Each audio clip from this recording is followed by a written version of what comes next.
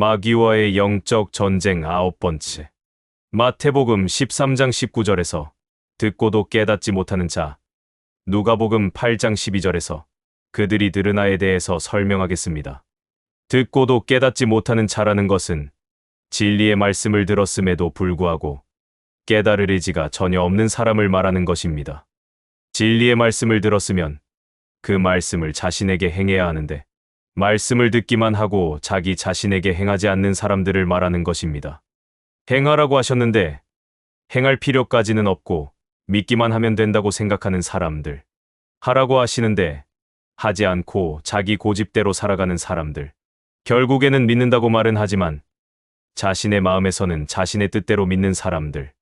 이러한 사람들이 바로 길가의 땅인 것입니다. 길가라는 땅은 아주 흔하고 누구나 밟고 다닐 수 있는 땅입니다. 아주 흔한 땅이 바로 길가인 것입니다. 아주 흔하다는 것은 다시 말하면 그 숫자가 아주 많다는 것을 표현하는 것입니다. 현실의 교회 안을 생각해 보십시오. 그 많은 사람들. 목회자가 문제가 많음에도 불구하고 할렐루야, 아멘 하면서 추종하면서 따라다니는 사람들. 옆구리에 성경책만 끼고 경건하고 착한 척하며 자기 안에 들보를 남에게 꼭꼭 숨기고 사는 사람들. 현실에서 그 수는 넘치고 넘쳐납니다. 저자가 항상 강조하지만 성경과 현실은 서로 떨어져 있는 것이 아니고 오히려 현실이 성경 안에 종속되는 것입니다. 귀 있는 자 들어야 할 것이고 눈 있는 자 볼 수 있어야 할 것이며 깨달을 수 있는 자 깨달아야 하는 것입니다.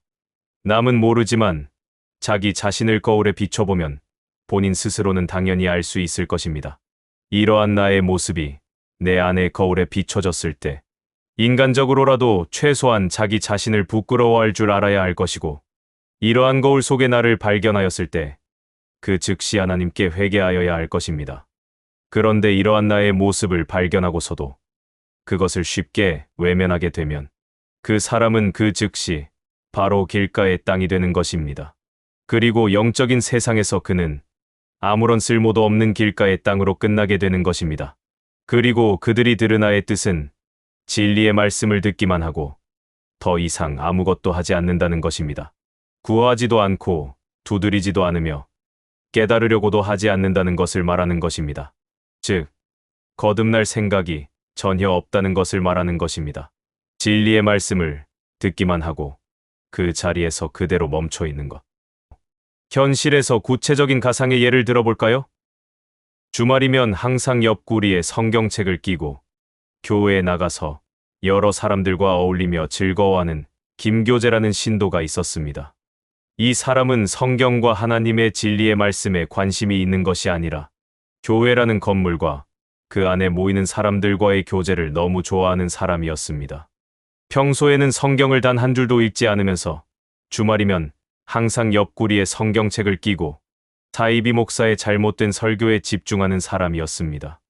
그러면서 남들은 전부 잘 되는데 왜 나는 잘 안 되는 것인지 항상 불만을 가지고 사는 사람이었습니다. 김교재는 교회 안의 다른 성도들을 속으로 질투하는 사람이었지만 반면에 그런 질투의 대상인 성도들의 좋은 기운을 자신도 얻고 싶어서 그 사람들과 교제하는 것을 매우 좋아하는 사람이었습니다. 그래서 이 김교재는 주말에 교회에 나가는 것, 그 자체가 가장 큰 행복이었습니다. 그런데 이 김교재는 모태신앙으로서 진리의 말씀을 많이 인지는 하고 있었지만 스스로 성경을 읽는 것은 싫어했습니다. 평소에 죄를 지어도 주말에 교회에 나가서 회개하면 모든 죄는 사함을 받는다고 굳게 믿고 사는 사람이었습니다. 그래서 성경을 스스로 직접 읽는 것보다는 교회에 나가서 그 분위기를 느끼는 것을 더 사랑하는 사람이었습니다. 누가복음 8장 10절. 킹 제임스. 주께서 말씀하시기를 너희에게는 하나님의 나라의 신비들이 알도록 허락되었지만 다른 사람들에게는 비유로 하니 이는 그들이 보아도 보지 못하며 들어도 깨닫지 못하게 하려 함이니라. 여기서 김교재는 그들에 해당하게 되어 보아도 보지 못하며 들어도 깨닫지 못하게 되는 것입니다. 그들은 일반적으로 악인이나 사탄주의자를 지칭하지만 김교재와 같이 교회에 나가는 악하고 게으른 종에게도 해당되는 것입니다. 김교재를 보면 성령께서 바로 옆에 계신다고 해도 그것을 인식할 수 있기나 하겠습니까?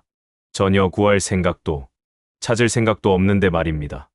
이러한 사람들은 안일하게 시간만 보내다가 궁극에는 모든 것을 마귀에게 모두 빼앗기게 되는 것입니다. 마태복음 13장 19절. 악한 자가 와서 그 사람의 마음에 뿌려놓은 것을 빼앗아 가나니. 누가복음 8장 12절. 마귀가 와서 그들의 마음에서 말씀을 빼앗아가 버림으로. 김교재와 같이 평소 교회를 다니고 목사의 설교를 들어서 진리의 말씀을 이해하고 마음에 담아두었지만 점차 시간이 흘러서 나이를 먹게 되고 자신의 사회적 환경이 변하여 그 지위도 상승하게 되면서 자신의 주관성은 점점 굳어져 가게 됩니다. 이렇게 안일하게 시간이 흐르고 자신의 주관성이 완전히 굳어지게 되면 결국 마귀의 권세 안으로 들어가게 되는 것입니다. 이 글을 쓰면서 생각나게 된 것이 있는데 일반적으로 인간의 주관성은 나이를 먹어감에 따라 점점 강해지고 굳어져 가게 되어 있습니다. 유년기에는 주관성이 생성되는 시기이고 청년기에는 주관성이 성장하게 되고 청년기에는 주관성이 자리 잡게 되고 중년기에는 주관성이 절정에 이르게 되고 장년기에는 주관성이 무르익게 되고 노년기에는 주관성이 단단하게 굳어지게 되는 것입니다. 그렇기 때문에 나이가 들어갈수록 내 안의 주관적인 자아를 차단하는 것이 점점 힘들어지게 되는 것입니다. 지금 저자의 글을 읽고 계시는 분이 만약 어린 자녀를 두고 있으시다면 어린 자녀가 더 성장하기 전에 자신의 주관적인 자아를 인식할 수 있게 하여 그것을 통제할 수 있는 방법을 가르치시길 추천합니다. 아마 자녀가 성인이 되고 이러한 부모의 깊은 뜻을 이해할 수 있게 되면 진심으로 감사하게 생각할 것입니다. 자신의 주관성이 성장하고 강해질수록 그에 비례해서 하나님과의 거리는 점점 멀어지게 되는 것입니다. 누가복음 8장 12절 믿지도 구원받지도 못하는 자들이요. 김교재는 결국에는 믿지도 못하는 자요. 구원받지도 못하는 자가 되는 것입니다. 옆구리에 성경책 끼고 주일에 열심히 교회를 나갔음에도 불구하고 말입니다. 마태복음 13장 19절. 뿌려놓은 것을 빼앗아. 누가복음 8장 12절. 그들의 마음에서 말씀을 빼앗아 해서 깨달을 수 있는 것은 지금까지 저자가 설명한 현실적인 부분을 적용해보면 아주 중요한 진리를 깨달을 수 있습니다. 길가의 땅에 해당하게 되면 교회를 다니면서 목회자의 설교를 듣고 진리의 말씀을 알게 되어 믿음이라는 진리가 시작되기는 하지만 그 단계에 안일하게 머무르면서 아까운 시간만 낭비하며 인간의 인생의 단계들을 거치면서 강해진 자신의 주관성으로 인하여 믿음이라는 진리마저도 인간 세상에 취해서 현실에서 완전히 잃어버려서 악한 자와 마귀에게 모두 빼앗기게 되는 것입니다. 이렇게 현실에서 믿음이라는 씨앗을 잃어버리게 된 사람은 인간 세상을 진심으로 사랑하게 되어 믿음이라는 진리조차도 이제는 시작할 수도 없게 되는 것입니다. 그래서 결과적으로 길가에 해당하는 사람은 믿지도 못하게 되는 것이고 믿지도 못하기 때문에 궁극에는 구원받지도 못하는 사람이 되는 것입니다.